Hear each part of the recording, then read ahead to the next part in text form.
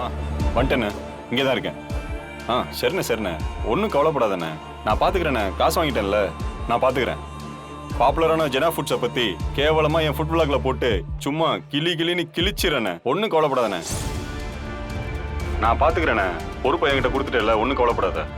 ஓகேண்ணே, நான் வேலையை முடிச்சு கூப்பிட்றேன். பை.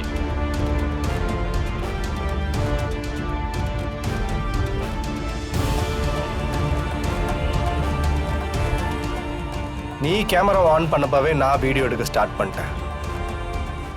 என்ன ஜனா ஹோட்டலுக்கு போ, பிரச்சனை பண்ணா லம்பா பணம் தரேன்னு சொன்னாங்களா? இதே வேலை ஒரு கேமரா இருந்தா போதும், எடுத்துட்டு கிளம்பிடுவீங்களா? யாரா உங்களுக்கு இந்த பெர்மிஷன்லாம் கொடுக்குறா? நல்ல ஹோட்டலுக்கு கெட்ட பேரை கொடுக்குறீங்க, தப்பான ஹோட்டலை நல்லா இருக்குன்னு ப்ரொமோட் பண்றீங்க. உன்ன மாதிரி ஆளுங்கள்லாம் இன்னைக்கு அடிக்கிற அடியில உன்ன மாதிரி சோத்து முட்டையா திரியிறானுங்கல்ல, அவனுங்க அத்தனை பேருக்கும் பாடமா இருக்கணும்டா. வேணாம் சார். வேணாம் சார். சார் பணத்துக்கு ஆசைப்பட்டு தான் தெரியாம பண்ணிட்டேன் சார். இதுக்கு மேல எங்கேயாவது உன்னை கேமராவோட பார்த்தேன் சார். இல்ல சார், இனிமே இந்த vlogging நான் பண்ண மாட்டேன் சார். இனி எந்த ஹோட்டலையுமே நான் நல்லா இல்லைன்னு சொல்ல மாட்டேன் sir. Sorry sir.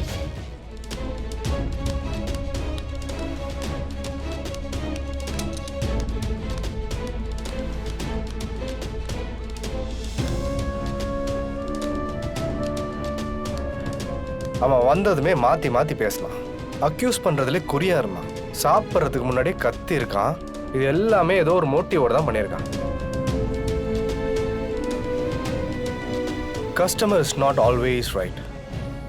Even the company is not always right. But we should always be righteous.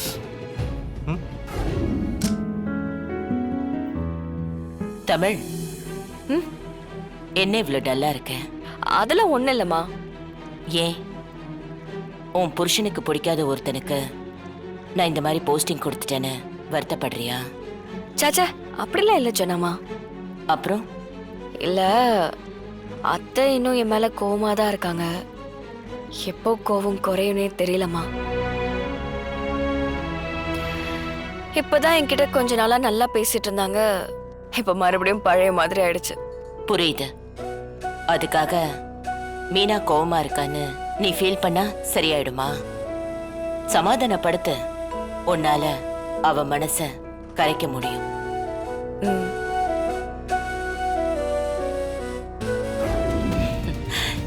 நாளைக்கு பிரகாஷோட பிறந்த நாள்.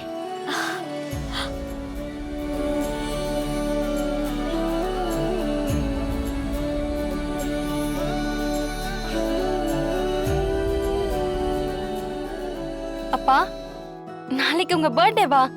Advance happy பர்த்டேப்பா. தேங்க்யூமா. அப்பா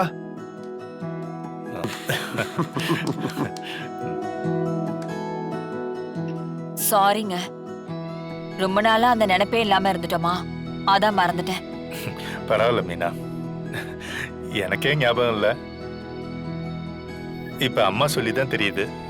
ரொம்ப நாளைக்கு அப்புறம் பிரகாஷோட பர்த்டேவை நம்ம வீட்ல செலிப்ரேட் பண்ண போறோம். இந்த ஃபங்க்ஷன் ரொம்ப ரொம்ப கிராண்டா இருக்கணும். ஃபங்க்ஷன்ல ஏன் புள்ள குணமாயிட்டான்னு நம்ம சொந்த பந்தம், ரிலேட்டிவ்ஸ், பிசினஸ் பார்ட்னர்ஸ்னு இப்படி எல்லாரையுமே இன்வைட் பண்ணி என் பையன் கம்ப்ளீட்டா கியூர் ஆயிட்டான்னு நான் எல்லாருக்கும் அனௌன்ஸ் பண்ண போறேன். அதனால தமிழ் மா, இந்த ஃபங்க்ஷன் ஓம் பொறுப்பு. எப்பவும் போல சிறப்பா இந்த ஃபங்க்ஷனை ஆர்கனைஸ் பண்ணிடு.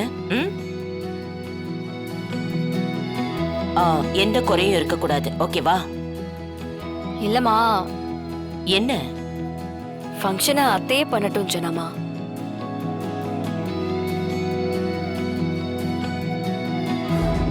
உங்க பர்த்டேக்கு நீங்க கேட்டதை செஞ்சு கொடுக்க வேண்டியது எங்களோட கடமை. இதுக்கெல்லாம் யாராவது கோவப்படுவாங்களா சொல்லுங்க? ஒன்றும் இல்லை, பர்த்டே பார்ட்டிக்கு அம்மு வரணும்.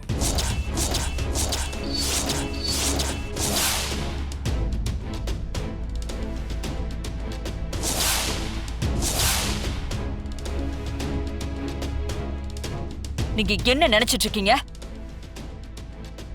நான் சொல்லிக்கிட்டே இருக்கேன், திரும்ப திரும்ப நீங்க அவளை பத்தியே பேசிட்டு இருக்கீங்க. என்ன விட, இந்த குடும்பத்தை விட உங்களுக்கு உங்க தங்கச்சி தான் முக்கியமா போயிட்டாளா? அதுவும் நான் அவளை வர சொல்லணுமா? இதெல்லாம் நடக்கவே நடக்காது. பிரகாஷ், மீனா சொல்றதுதான் சரி. இந்த மாதிரி எல்லாம் வீட்டுக்கெல்லாம் கூப்பிட முடியாது. நீ மனச மாத்திக்கோ. இனி இந்த விஷயத்தை பத்தி யாரும் இந்த வீட்டுல பேச வேண்டாம்.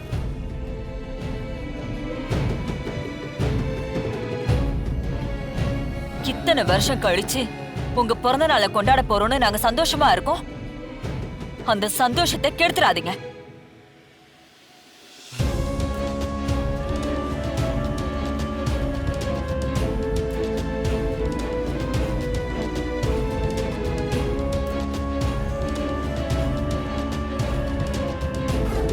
தமிழ், நீ திரும்ப திரும்ப அவ விஷயத்துல தப்பான முடிவு எடுத்துட்டு இருக்க. அது எனக்கும் மீனாக்கும் எவ்வளவு தூரம் கஷ்டமா இருக்கும்னு உனக்கு புரியலையா? ஏன் இப்படி பண்ற? வேண்டான்னு சொன்னதுக்கு அப்புறமாவும் எதுக்கு திரும்ப திரும்ப அதையே பேசுற? இல்லம்மா, மாமாவுக்காக தான். பிரகாஷ் கேப்பான். 20 வருஷமா கோமால இருந்தான். அவனை சுத்தி என்ன நடந்துச்சுன்னே தெரியாது.